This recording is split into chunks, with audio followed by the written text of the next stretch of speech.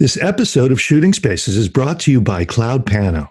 Adding more revenue to your business is simple. Offer more value.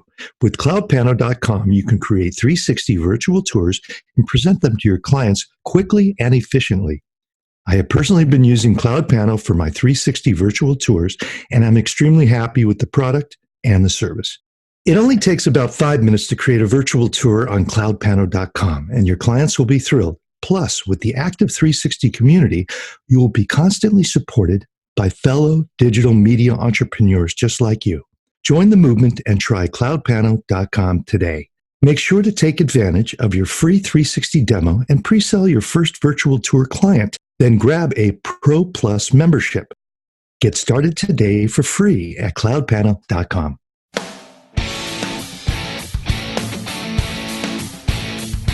This is Shooting Spaces with Rich Baum and Brian Berkowitz. Hello and welcome to Shooting Spaces. This is Brian from New York. And Rich Baum from Sacramento, California. And thank you everyone for tuning in on what is probably one of the greatest weeks for real estate photographers in their history, the inaugural PFRE conference. So if you're listening to it this week, we thank you for squeezing this episode in what's going to be an insane week for, I know, for you and I, Rich, but for all 300 or so of you guys that will be attending. It's going to be, I'm anticipating a fantastic time. It's been well organized. We've got about 300, a little over 300 people. And when I say we're not really part of it, but we're kind of just doing our own little Shooting Spaces thing. We're going to do some Facebook Lives, some interviews, just some roving reporter stuff. So I'm looking forward to it. And besides learning something, we're going to have a party. So and we got some awesome giveaways too. Oh yeah! Can we talk about that yet? Because it's tomorrow night, or we can't say who. I don't see why not. Tell them. So we worked out a deal with Think Tank for the party Wednesday evening, and we're going to be giving away a ton of Think Tank gear, 2 big bags and a bunch of smaller card wallets and all that stuff. Yeah. Along with some Shooting Spaces T-shirts. So we're glad. Oh, don't tell them about the T-shirts. That was a surprise. But okay, yeah. T-shirts for not for everyone. But we want to thank our friends at Think Tank, most specifically Ted, who's been on the show with us before, for helping us out and getting some goodies out for you guys to do some giveaways at the party on Wednesday night. But let's get right into it. We have a guest on today who will unfortunately not be attending the PFRE conference, but he has a valid reason. He's going to be traveling to Bali that day. So I think that's the only reason that I think is acceptable for not going to this conference. But let's welcome Adam Taylor, who we've had a webinar with before. So you're, I guess, a veteran to Shooting Spaces, but thanks for coming on with us. Yeah, thank you guys so much for having me. I'm excited.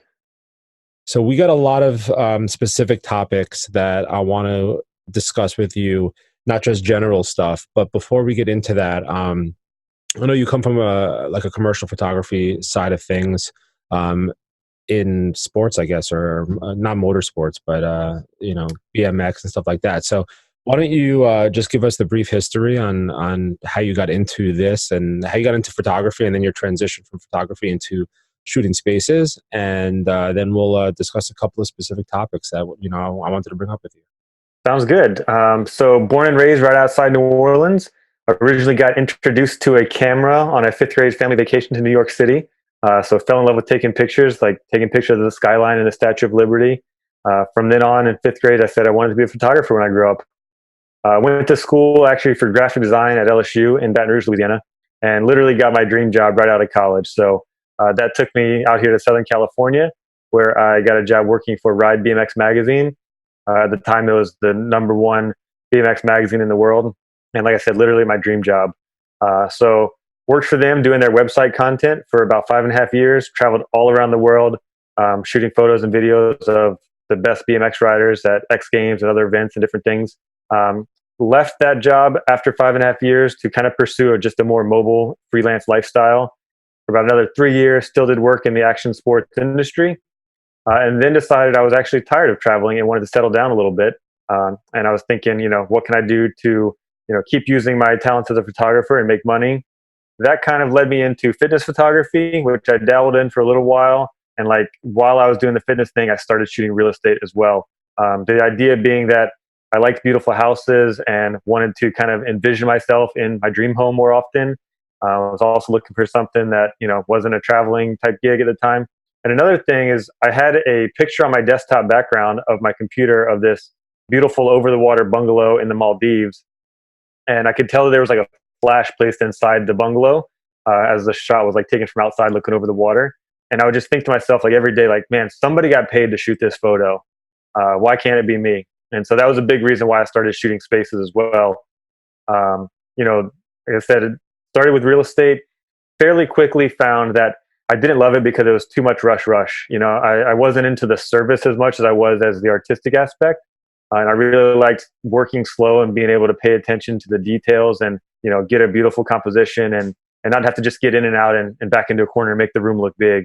And that's when I kind of started transitioning into, more of the commercial side and the interior design type stuff.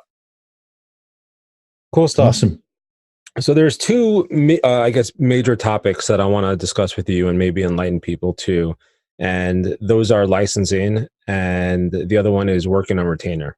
Mm-hmm. But I think let's dive into licensing first, because I think, you just told us about your background in action sports and commercial photography in that regard. And I think a lot of that, as you've told me before, personally, a lot of your experience there is what led you to learn about licensing and how the commercial photography industry works.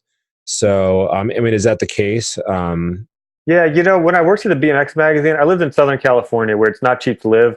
And my salary was $33,000 a year. And this was the magazine, like I had, for that industry, like one of the top of the food chain type positions, and I'm making 33 grand a year. And it's just not much money, no matter how you slice it. It seemed cool at the beginning, didn't it? It did. Yeah, it did. I can make it work. I can make it work. Right. Honey, I can make it work.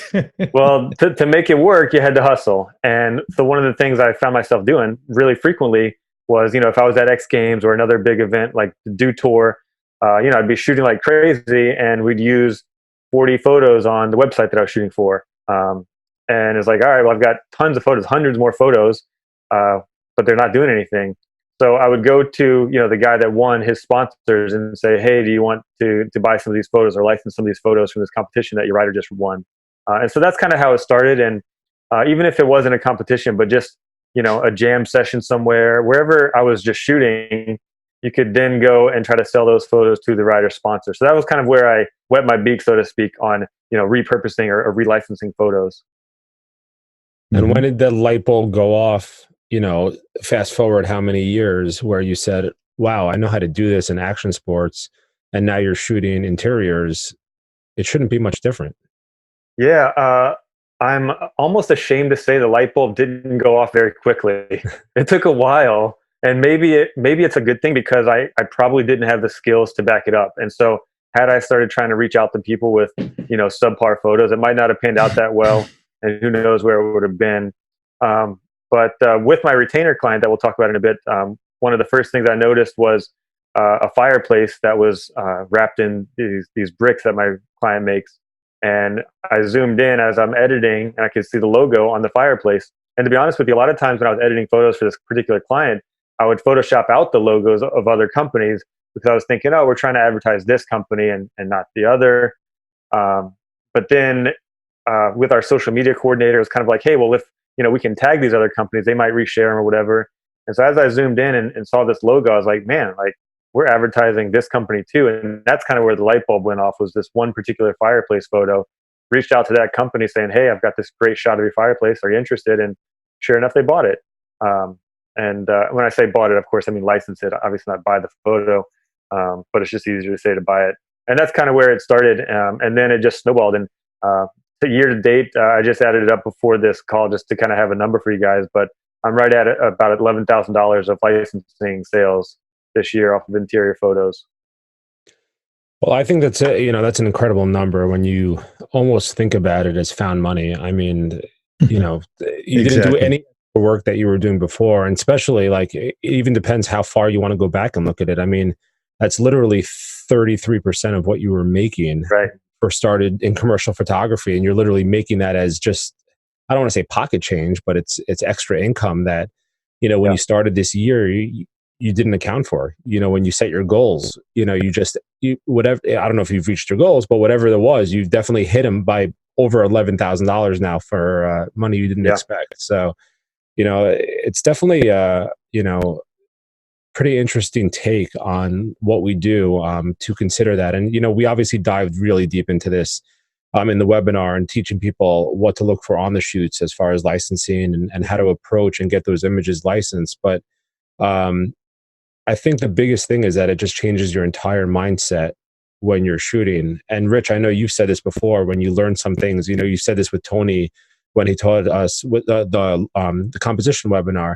You said it changes your mindset when you're on a shoot and you start thinking differently. Well, how can I, with the composition, you start thinking, how can I improve my shooting when you're thinking? Same thing with the licensing now. When you're on site, you're thinking, how can I, extra monetize these images that I'm being paid to shoot for a realtor or designer, and then in turn be able to go ahead and make some extra money off them.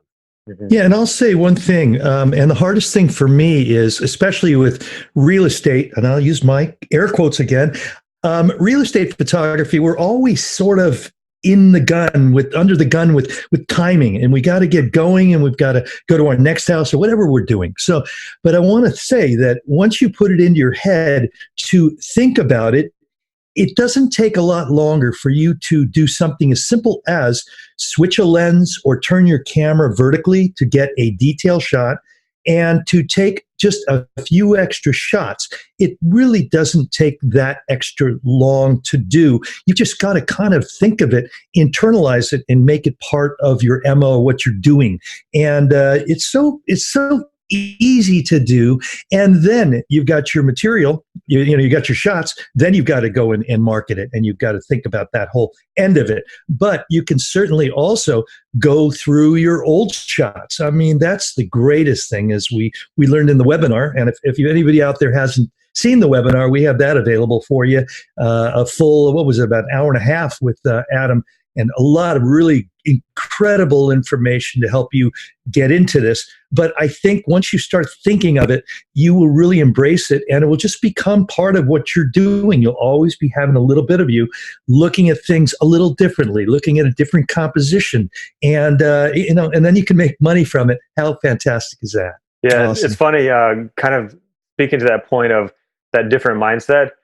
Sometimes I have to put myself in check because there's the risk of, like, for lack of better words, like getting a little greedy. As I walk into a space, I almost find myself occasionally getting all excited of, like, oh, all the licensing opportunities. Like, look at this nice stove, this nice faucet, this nice whatever. It's like, wait a minute, I'm here for the client. They're priority number one. They're the ones that already paid me to be here. But because that one's already sort of quote unquote money in the bank, it's easy to get excited about the extra money that could be made on top of that. Let me ask you a question, if I can just jump in here a second. I'd like it, whether we talk about this minute or in a few minutes, I want you to really talk about, because this is something that can help me directly. I love doing these podcasts because I learn as much as anybody learns. But what do you suggest for people that maybe are not used to doing design shots and are doing real estate shots? What do you suggest to look at, to research, to start understanding how to see design shots? Because they are definitely different than real estate. And one thing I've done a lot of recently is I go through a lot of old photos, and this is for Instagram, whereas on Instagram, I want my shots to look more like design shots and not real estate shots. And there's a big difference between the two. But I can even go through a lot of my real estate shots, and I can just bring them in and crop them and make them look like they won't be as good as if I shot them directly to be design shots, but they can be pretty close. And they can actually, you can go through a shot that was a real estate shot and get a design shot that you could market to a company. So what do you suggest doing research? Any magazines, any books, any people look at? I mean, obviously we could go to your website and look at what you're doing, but what do you recommend? That's a good question. I would say look at magazines as far as their advertisements. Any magazine is like typically 50% ads or more, right? So go pick up the latest Lux magazine or, interior design type magazine or whatever. look at the companies that are advertising and what kind of photos that they use in their ads. And what you'll see is that very few use super wide shots, right? So that's kind of rule number one for Subscribe me. to those magazines. Those magazines are so cheap. Or in Home Depot or Lowe's, you're standing there. They've got a wall of those magazines. You could stand there while you're checking out and just look at all but these. they're like, these those ads. magazines are like $20 for the year, so it's so cheap. Okay, I mean, that too. no, I mean, I personally subscribe to Dwell, Architectural Digest, Architectural Record, Interior Design magazine. Like, they're so cheap for the year, and I have it come to me every month. There's no reason. There's no reason not to. But yeah, you're right on with that, Adam. Yeah. So again, very few of them are going to show super wide photos, and if you do see one, it's probably going to stand out because it doesn't look as good as the rest. Single point perspectives for sure. In real estate, so many times we're kind of backing into a corner, make the room look big. That's kind of the go-to formula almost. So single points perspectives, a little bit tighter crop, and then just look at kind of the items. You know what I mean? So if it's a faucet, pay attention to the space of how the faucet curves over and what's in the background of that faucet. And honestly, I think some of these like kind of composition type things come just more naturally to other people than others. But those would be my big things. So just check out what other companies are using as ads, as inspiration, and then shoot tighter. You don't need to show the entire space. The less detail you have, maybe the better in some of these instances. And then really look at like the space around the items that are kind of being featured. And one thing I really was surprised about when we did our webinar was you had mentioned you tend to shoot at f8 or 11, so you've got everything in focus. And that is kind of counter to what a lot of people think. A lot of people think, well, I've got to go 1.4, 1.8, 2.8. And I always subscribe to whatever you're doing, always bracket your aperture. It's so easy to bracket. But the thing you pointed out was if you're doing a wide aperture and you're getting everything in focus, you now can not only market with one shot the sink and the faucet, but the stove in the background, and you're not limiting yourself. So keep that in mind. Don't just feel you got to shoot in 1.8. Actually, for food photography and design photography, I think people would be surprised. 5.6 or 8 is sometimes too shallow.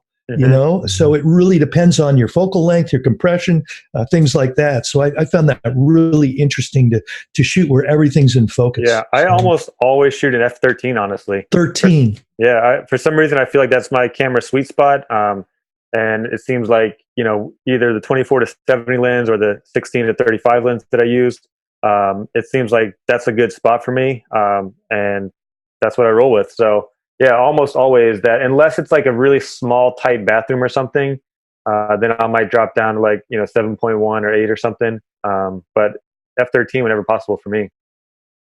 And you have a go-to lens? If you were going to go for a prime and you were going to say the majority of your detail shots, what are you going for? Let's say a full frame. Yeah, I only actually don't have any tilt shift lenses. I've been thinking about it now that I've been following you guys a bit more. Rich, you've actually got me to spend a lot of money on gear this year.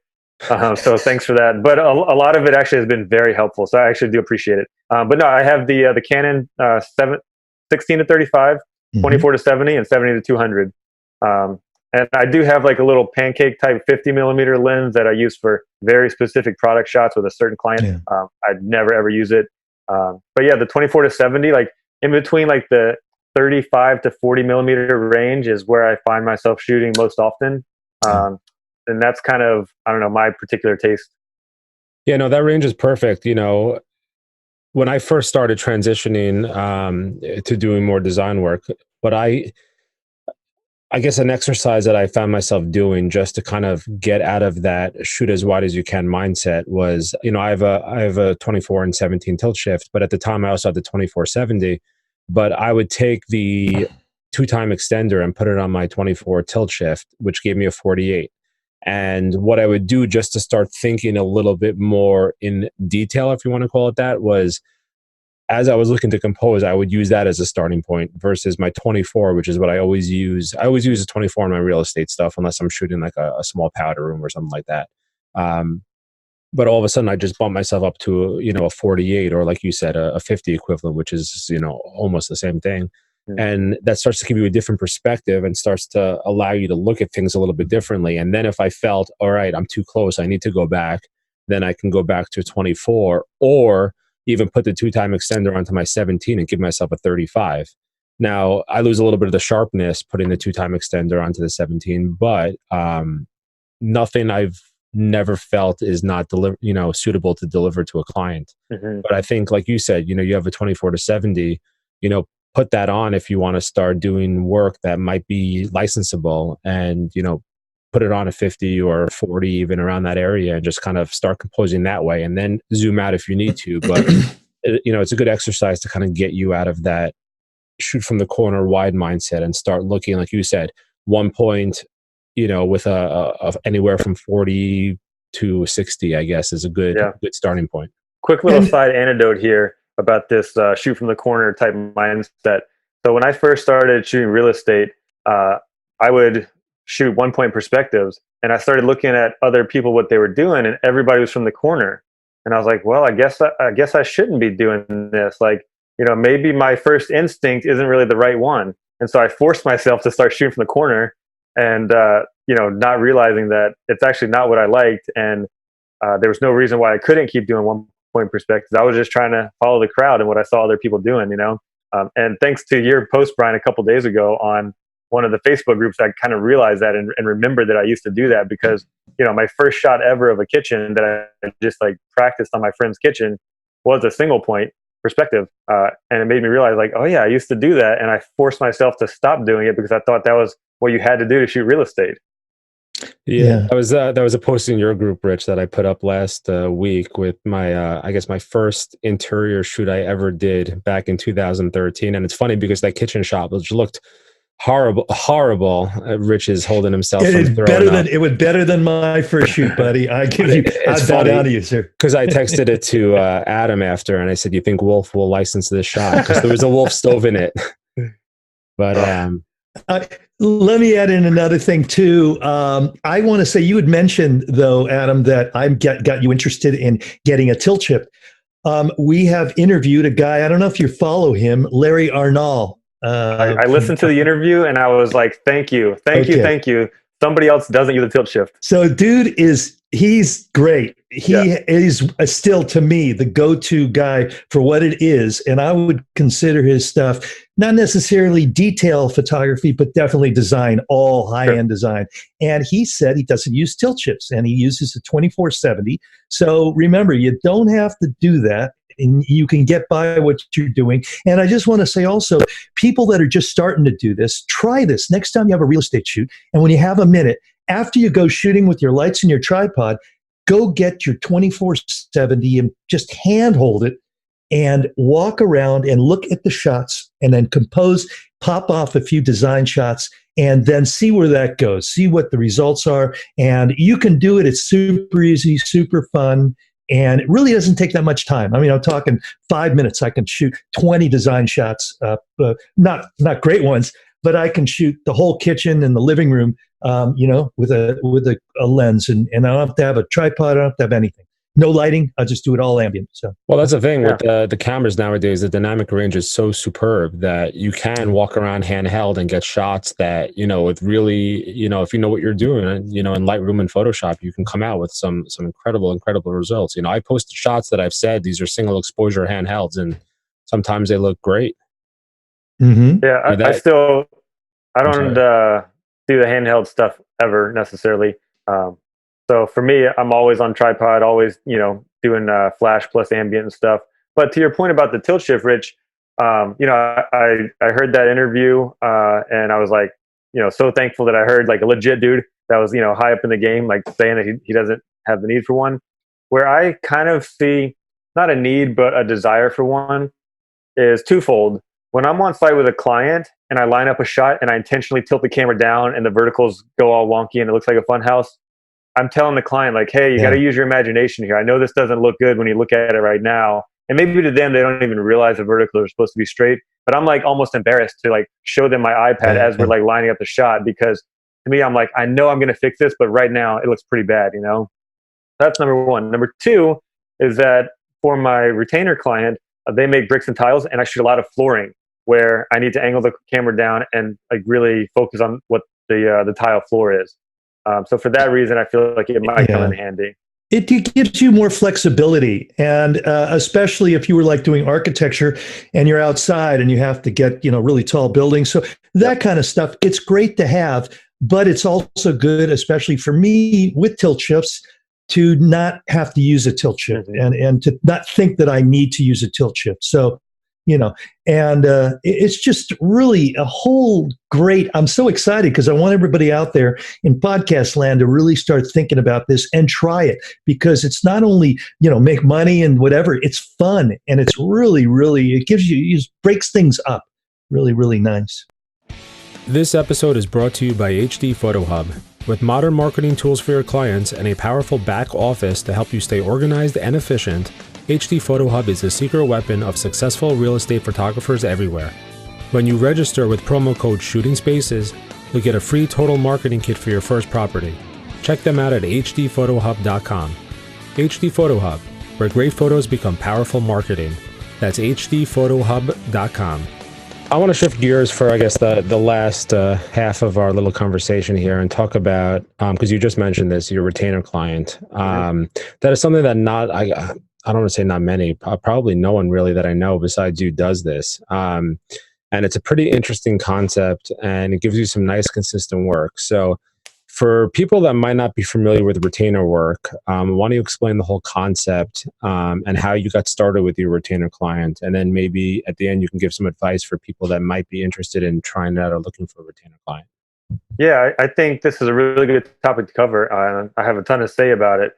So first of all, just being on retainer essentially means that you get a steady paycheck for kind of an agreed upon amount of work or time.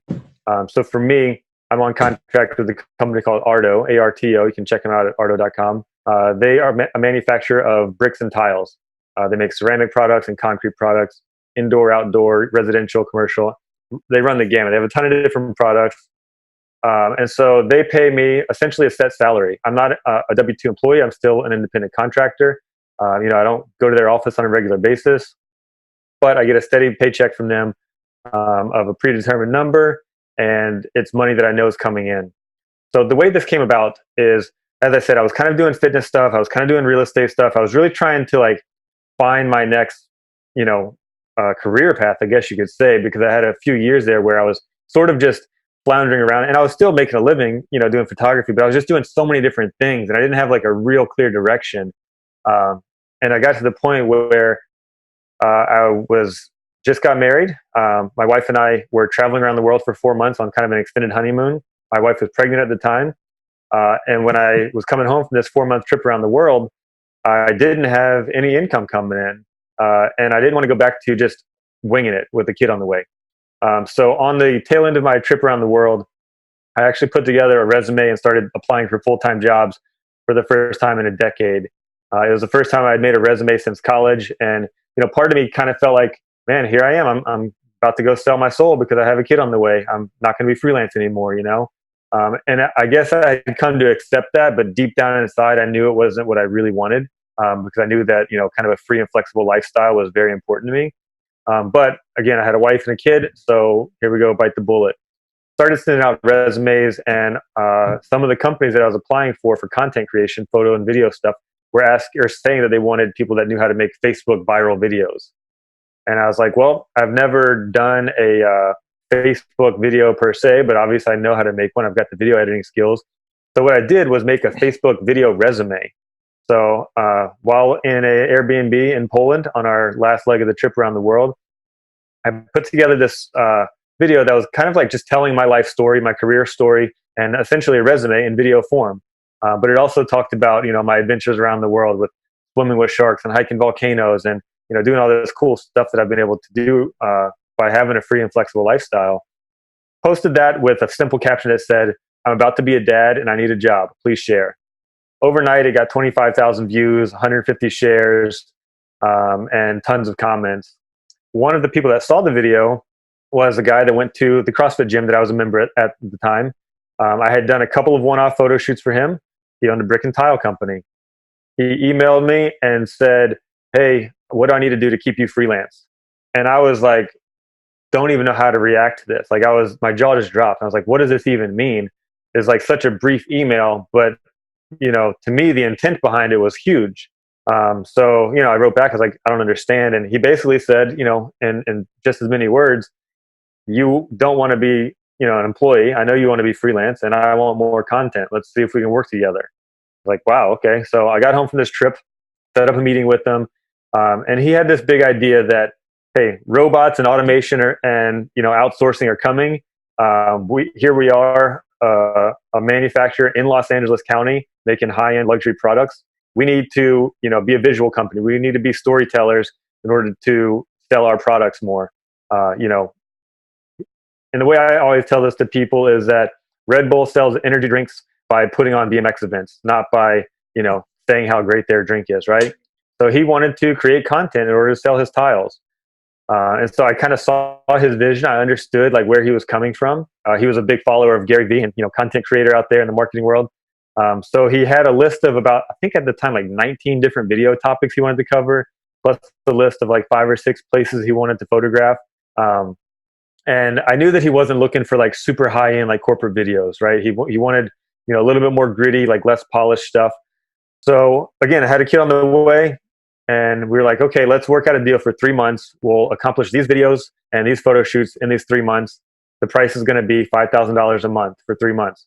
That way I know that my bills are going to be paid until my kid arrives, right? So in that 3 months, sure enough, we knocked out the videos, we knocked out the photo shoots, did a couple more photo shoots, and we formed a great partnership. At that time, I actually had an offer for a full-time job from a sports company that I would be doing photo and video content for. And they offered me $75,000 a year. I'd have to drive in LA traffic for 40 minutes at least there and back each day from 8 to 5, plus some nights and weekends. I'd get the benefits and whatever, but it was a job, very much a job. And at the time, our 3 months was ending, and he said, "Hey, if you're happy, I'm happy. Like, I'm ready to keep this going as long as you want." And so I was like, "Whoa, like this is kind of a big decision, So I thought about it a bit, and I was like, "Hey, can I put something in writing?" He's like, "Yeah, sure, go ahead." Because he would have done it just on a handshake and a verbal, like, "Hey, let's keep you at $5,000 a month and keep working together." But like I said, I wanted to have something in writing.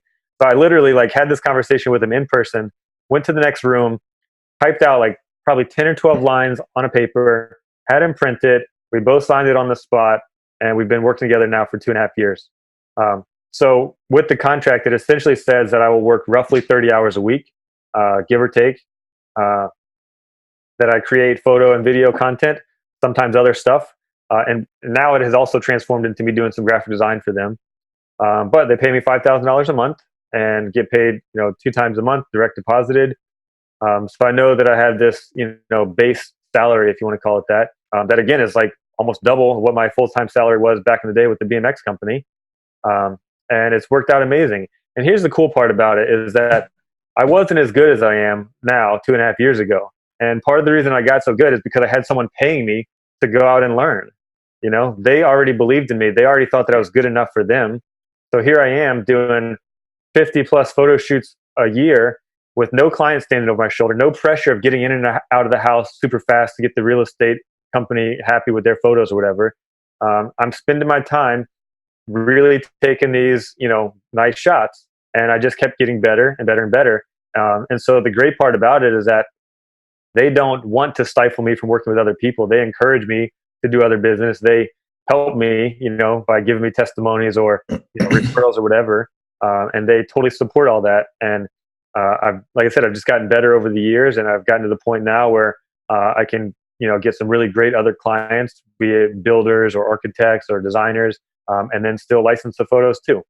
So it's been great. So kind of, what I hope people take out of this is that, there are companies out there that sell products on a daily basis.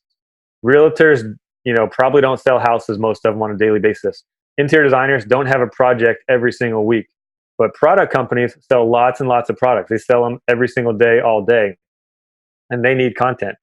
A lot of them don't know that they need it yet, or don't know that they want it yet. But even if it's just, they need photos for catalogs or Instagram or whatever, all these companies need stuff. And so since working with them, I've actually, had meetings with other companies and have tried to get other companies to do a similar retainer, much less hours, much less work for them. But I've pitched the ideas. It hasn't gone anywhere yet, but I think there's a lot of potential with, other photographers in other markets going to local companies that sell their products all the time and, doing several photo shoots a month for them for a set amount of money. Yeah, I mean, it's an incredible story, and thank you for all the details of that, because I think it really helps hone into how this whole retainer thing came about. And it's a great setup you have. You have the security of knowing that you have a steady income coming in. The biggest thing, as you said, and I know Rich, you were keen on this, is that you got to learn and hone your skill while getting paid to do it, which most of us don't. So that's an incredible feat that you accomplished, somehow getting somebody to pay you to basically learn and get better. And the biggest thing is that, given the fact that you have, like you said, a 10-sentence contract that you typed up in the other room, I'm assuming there's no sort of non-compete or anything like that, where you can go on and you can just do any work you want for anybody else. And at that point, sky's the limit. So knowing that you have this security of this $5,000 a month coming in regardless, sky's the limit as far as, what you want to earn and doing the projects you want, because you have that security of money coming into you regardless. So, right. And so to that point too, having the security, being freelance and having security is like the needle in the haystack, right? It's like what we all chase after is being free and flexible, but also secure. And so now that I have that, I can say no to the jobs that I don't want to do. So when a realtor calls me with a crappy duplex here in town, I can say, no, thanks. I only work with high-end realtors with, professional staging. And if I'm, busy in a high-end realtor, you're not exactly saying that though. You're implying that. No, I tell them that. Gosh. I legit tell them that. I'm like, hey, I don't. But you don't use the crappy word in there, do you? Oh no, not that. No. But I do tell them, like, hey, I only work with realtors that do professional high-end staging and stuff. So I'm not your guy. I'm sorry. Best of luck. I can try to refer you to somebody. Obviously, I'm polite about it, but like I said, it allows me to turn down the jobs that I don't want to do, which also allows me then to really focus on the jobs that I do want to do. So it's great. And to your point, Brian, about sky's the limit. The owner of the company that signed the contract, he was the first one to say, like, man, if you get 2 or 3 more of these kind of contracts, like, you're set, dude. Like, if you ever need help, if somebody needs, a reference, or, if they want to ask me, like, I'm happy to put in a good word for you. And he'll tell everybody that asks him, he feels like I give him more than he gives me. And they've been so good to me that, at this point, I'm so loyal. Like, I'll do anything for those guys. Like, anything they ask, like, I'll do it because they've just treated me so well. Not only just the steady income, but when I've got new gear, they paid for a part of it. I do an extra project for them that they feel like I did a great job. They've given me $1,000 bonus, just say thanks. Like the kind of people that they are, it's just incredible. So I just couldn't be more grateful for this opportunity that they've given me. And I think what I really, the takeaway I would take from this, especially for the listeners out there that are new to this, that are maybe young, new families, even single, whatever. I'm not saying you should do what Adam did exactly, but it just shows you that you should become creative, think outside the box, really, get your jobs to hone your craft. But there are so many opportunities out there. And a lot of it is just you happen to be at the right place at the right time. Although you did that video, which, it was pretty cool. How many years ago was that video? That would have been 2016 or January 2017.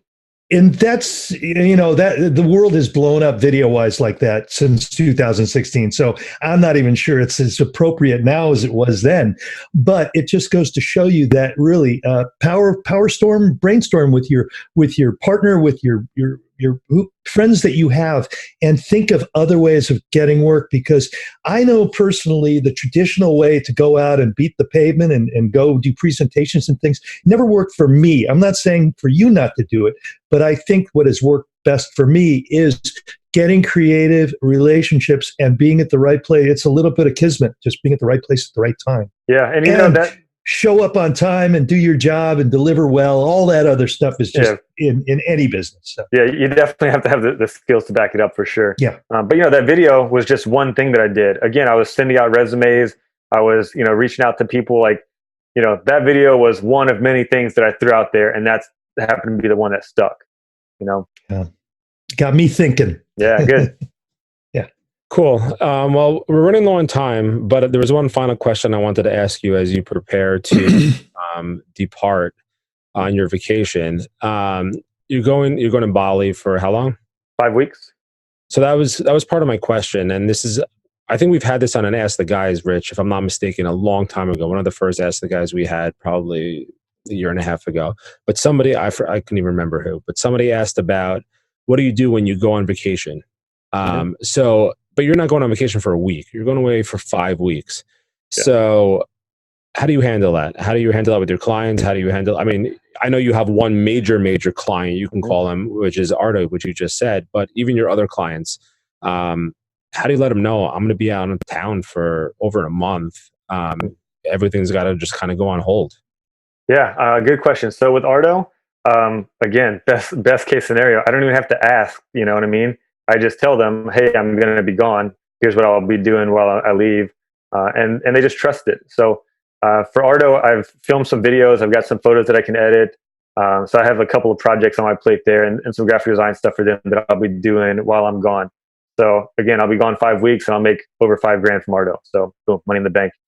For other clients, again, because I'm not in the real estate world, I don't have a ton of clients that call on me on a regular basis. The handful that I've been working with pretty recently, I just told them hey, these are my available dates until the end of the year. And it was actually kind of a cool thing is because I sent, a handful of clients hey, here's my availability, listed out every date that I didn't have a shoot, that wasn't the weekend, whatever.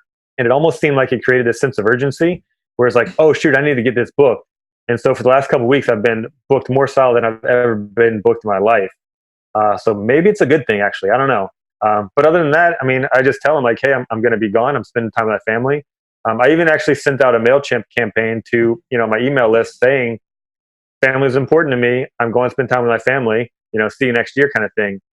So I think it's important for me to be authentic to myself and let my clients know kind of who I am and that family is important, taking time for myself is important, and living my own life is important. I've got my own lives and dreams that I want to live out. So yeah, but also, I'm just telling people that I'll be booking shoots for January, while I'm there and stuff. So yeah. Cool. Yeah. I'm sorry, Rich. No, I was just going to say, I, like you, travel the world, and I'm always bringing my camera, and I'm always getting at least one shoot while I'm where I'm at. Are you bringing any gear? What are you doing on that grounds? Good question. So I am going to bring some camera gear. I always bring camera gear because travel photos is kind of my personal hobby. I don't make a lot of money from it ever, but that's kind of my creative outlet when I'm gone. So I always bring minimal gear. This time I think I'm going to bring a little bit more because I had the idea of shooting some of the spaces that we'll be staying in. It's funny, had you asked me this yesterday, I would have had a different answer for you.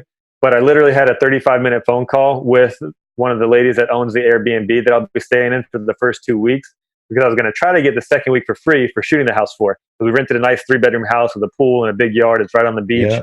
Yeah. But she just told me, like I said, I had a phone call with her because I'm actually interested in possibly building a house or investing in Bali or something. And so I was talking to the lady that owned this Airbnb house, and she just told me that it's sold. And starting in January, she's not going to need to Airbnb it. So essentially, I was going to try to shoot it for it and get some money taken off. But no sense in me shooting the entire house now because that's going to take some time away from my family. So, I'll shoot some of the nice places that we go to if there's anything that catches my eye. And obviously, I'll shoot all the travel stuff. But I am interested in seeing, kind of what it would be like to possibly shoot some of the high-end resorts and stuff over there. So I don't expect to go over there and get a gig shooting, the Four Seasons or whatever, one of these high-end resorts over there. But I'll bring it, see what happens. And, if I don't end up using it, I'm not going to bring everything I own. So no big deal. So that's the plan. I got several gigs lined up for the holidays. And it's, by the way, if you ever want to go to a resort and shoot a hotel. Don't do it during Christmas. Trust me. But no, I think it's decorations everywhere. No, it's because the rooms are never ready. Well, this is Mexico. It's mañana. It's a little different time schedule. But the bottom line is, a lot of times what I do is I just organize it before I go. I just think in advance. I'll do a little research on hotels, on Airbnb, and go, oh boy, they got crappy photos. Let me see what I can say to them. And I'm not going to tell them, though, your photos are crappy, but I'm just going to say, I think I can do better. So just get creative and travel and shoot the world. That's where I'm going to be for the next however long. I don't know. Yeah. And actually on our honeymoon, Bali was the first stop on our honeymoon back in 2016 when we left. And a couple of the photos that I shot there with minimal gear, like I said, just one lens and a tripod, like didn't have flashes or anything, but two of the photos that I shot there for fun on our honeymoon in Bali ended up in my portfolio book because it is like a really nice high-end resort. So never know. And on my way into Vegas, when I open up my hotel room door, I put my suitcase to prop the door open, and I always shoot the room just for fun. But every so often, you can get a paid shot just doing that. Nice. Yeah. Now you're having my wheels turning because I've never done that. South Point, if you're listening, Rich has some shots to license. Every single person, they're going to have 300 photographers submitting photos to the South. We're going to tell everyone. They just did renovate their hotel recently. So I'm sure they're going to, everybody go shoot the hotel room and let's compare pictures. It's funny. We were saying that after our licensing webinar that all these big appliance companies like Wolf and Mullen Faucets are going to start getting emails from everybody in the next 2 weeks to, license their images.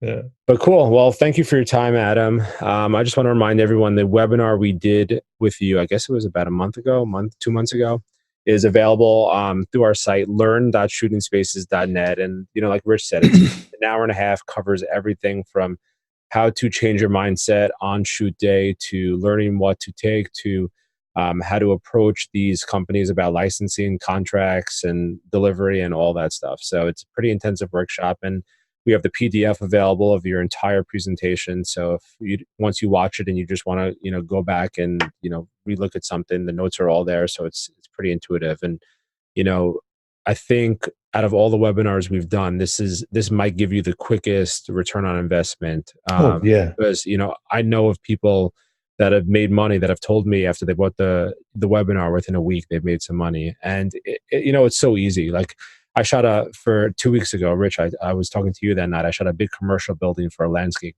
architect. And they're one of the biggest commercial real estate companies out here on Long Island. And they redid their landscape and all that. So the landscape architect, who was based out of Boston, hired me to shoot the space. And while I was on site, I said, all right, let me get some shots of the building, not focusing just on the landscape architect side of things. So I did that, and I reached out this past week to the actual building owner themselves and the head of marketing, who passed me on to the right people and said the images look great, passed me along to the right people to speak to about it. And we're negotiating on how many images they want to license now.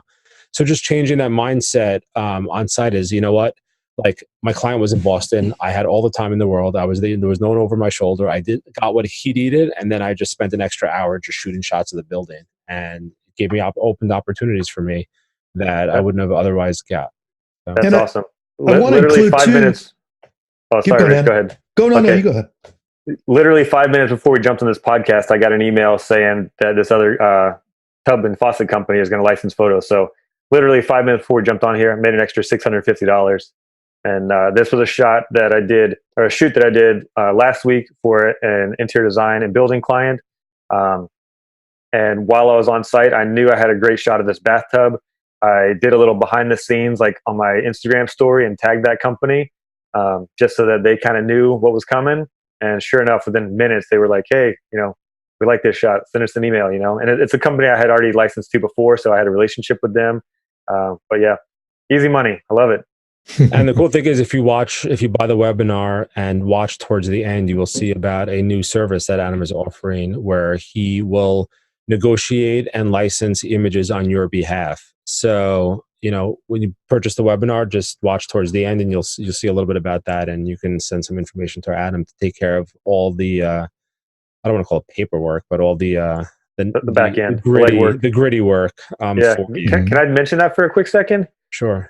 So yeah, like you said, towards the end of the webinar, I just threw out there, like, I'm willing to work with a few select people. A few select people did reach out to me.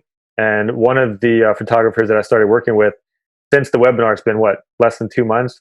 I've sold like close to $3,000 worth of her photos. And so, I take a percentage of that. But yeah, if anybody's interested in licensing stuff and maybe they don't have the time, come talk to me. Obviously I can't do it with everybody, but it is something that I want to explore. I think that idea has a lot of potential. So it's just a matter of kind of slowly growing it and trying to help out more people. Yeah, and I want to say one more thing.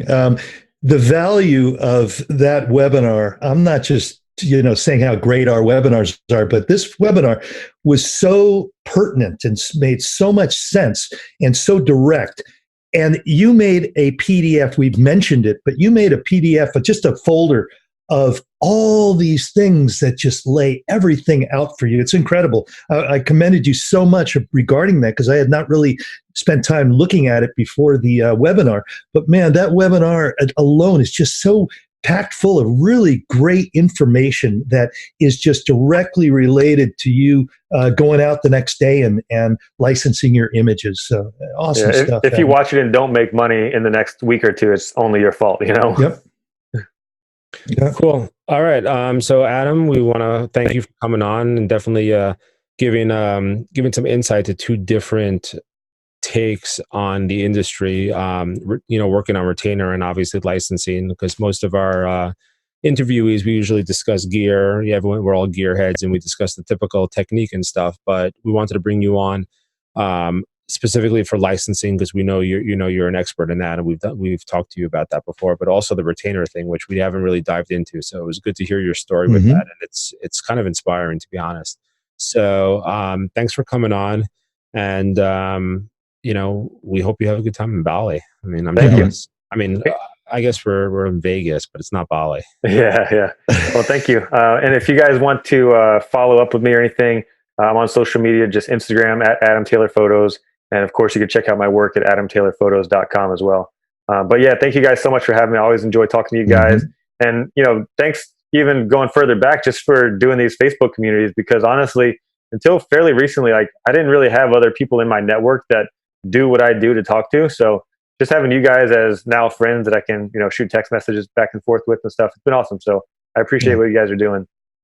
And on that vein, I want to say, because this is going to be today, release the show, and we are in Las Vegas, Nevada for the PFRE conference, the first one. And I want to say, everybody, just start listening go to Shooting Spaces, the page on Facebook. And where else are we going to be broadcasting, Brian? Just Facebook. Maybe we can do some Instagram stuff too, perhaps. Great. Why not? Listen, just keep your ears and eyes open, and you will be able to see what's going on, who's there. I'm just going to try and give you a little flavor and a taste of what I'm experiencing there. And you'll be able to see it. If this is down the road, a month, 2 months, you can still go to the Shooting Spaces Facebook page. Please subscribe to that. But we're going to be just filled with so much stuff for the next 2 days. I know I'm going to be going crazy and really, really excited to meet all the people out there. And I'm sorry we won't get to meet you, Adam, but you have a good excuse. So thanks for coming on. And tune in next week, because next week we're going to release a PFRE conference follow-up podcast episode. So Rich and I will jump on this weekend after the conference and try to pretty much cover everything that went on from top to bottom and wrap up.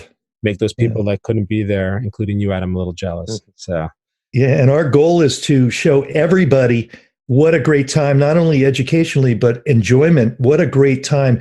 And the networking opportunities and just throwing things back and forth between photographers. It's priceless. And you're going to look at this and you're going to go, I'm not going to miss it next year, because they look like they had too much fun. So.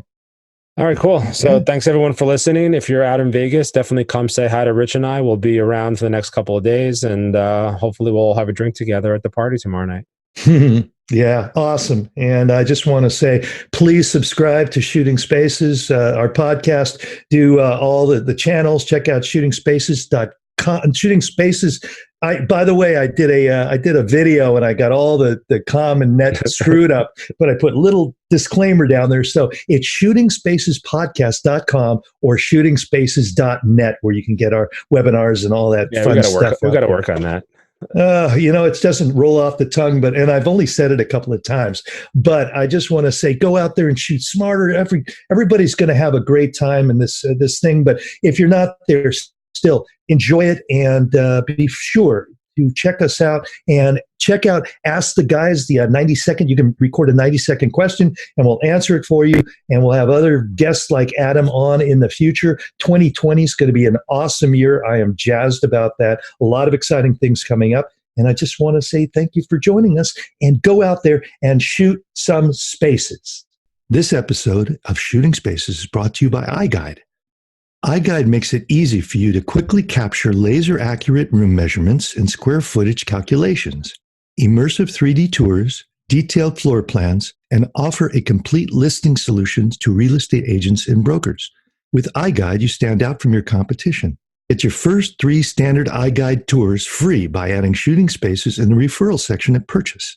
Visit goiguide.com to learn more.